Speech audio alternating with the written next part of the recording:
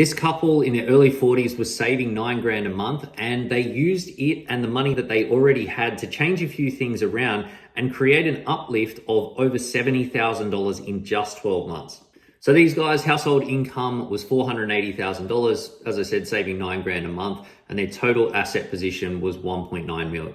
Came to us frustrated with the fact that they felt that they were leaving a whole bunch of money on the table, that they knew that there were rules that they probably weren't aware of, that they weren't taking advantage of either. Ultimately, what they wanted was to create complete freedom for themselves and their family.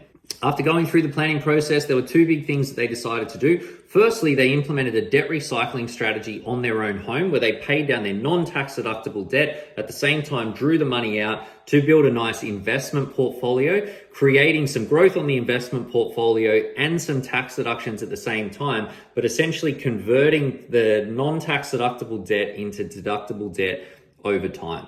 Second thing they did was purchase an investment property. Because their cash flow was quite strong and their equity was also strong, they used some of that equity to borrow a property deposit and purchase an investment property at 1.4 mil. Then they've got this big $1.4 million asset growing for them and throwing off some tax deductions at the same time.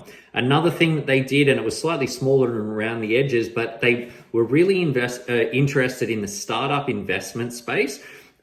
Mainly because of the space that she was working in. So they carved off 4% of their overall investment portfolio and put that into an account where they could invest into startups that they were interested in, that they wanted to get behind, knowing that there was some potential upside, but also that there was a clear limit so that if the investments were to blow up, that it wasn't going to come at the expense of the financial progress that they wanted.